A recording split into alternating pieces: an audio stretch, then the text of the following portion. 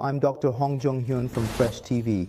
Today I'll talk about breasts, specifically about breast implants and autologous fat grafting related to breasts, so please pay attention. Do people who have had breast implants also get fat grafting done? Possible to maintain the size by removing and using fat grafting?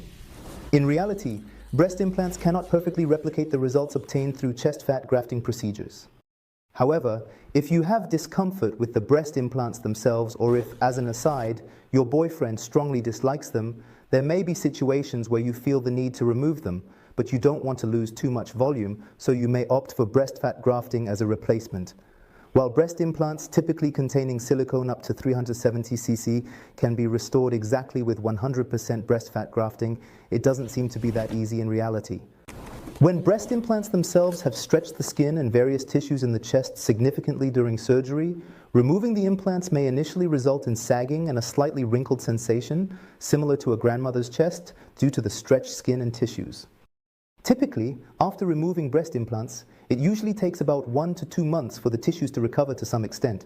However, if you have inserted and then removed implants, the stretched tissues may inevitably experience a loss of elasticity to some degree. Sure. The main drawback of breast implants is that they can cause a foreign body sensation or an artificial feeling. Sometimes the implants may be visible, leading to a rippling phenomenon or appearing unnatural, which can make one feel burdened about the implants. So, a lot of individuals come to attempt to conceal the upper portion with additional fat because they observe an excessive amount of the breast implants or they seem too noticeable, for different reasons. And there are also people who remove and reinsert breast implants. Some even choose to have fat grafting alone, replacing the implants with fat only. There are more people than you might think who simply want to remove the implants and replace them with their own fat.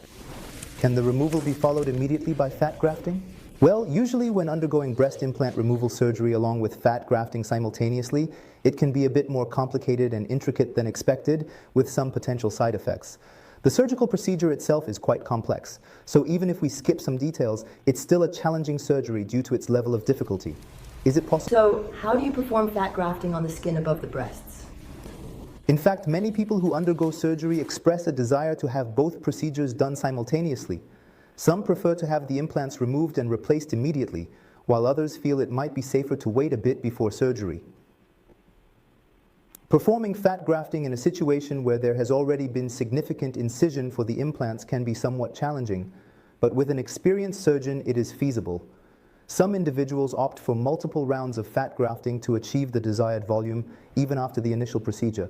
Therefore, even if fat grafting is performed after implant removal, it doesn't seem to have a significant impact on the overall outcome. Doctor, I have a question as well. After removing the implants and undergoing fat grafting, how long does it typically take for the breasts to fully recover and look aesthetically pleasing? The engraftment of fat is typically around 70–80% complete within approximately a month, and when observing changes, there may be slight decreases or variations up to about 3 months. Therefore, around 3 months is when you can consider the engraftment to have taken place to some extent. When removing implants and performing fat grafting, how many cubic centimeters of fat are needed? Are you wondering if it is possible to fill in the same amount of fat, 250C, as the breast implants with 250C? Is that what you are curious about? Seems unlikely.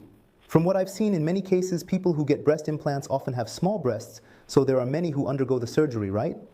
After removing the breast implants, the actual thickness of the individual's own breast tissue becomes quite thin, and the space is actually quite limited.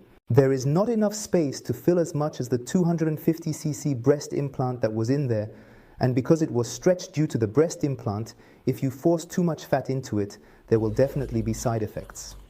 So inevitably, it seems we must split it into first, second, and third stages and proceed step by step. Is it possible for the fat that has been injected to disappear unevenly? In all fat grafting surgeries, we always anticipate the engraftment rate, so there may be some asymmetry or slight unevenness. Based on my experience, I have not seen cases where the breasts engrafted severely asymmetrically. Usually, we try to insert them almost identically, and for those with pre-existing asymmetry, I adjust accordingly during the procedure to minimize any differences in engraftment. If there is any slight asymmetry, I can address it during a follow-up procedure, so there is no need to worry too much. Rest assured that we prioritize achieving symmetrical and natural-looking results for all our patients. Today we talked about breast implants and autologous fat grafting for breast augmentation. If you have any more questions, please leave them in the comments below, and I will sincerely answer them. That's all for today. Dr. Hong signing off. Goodbye.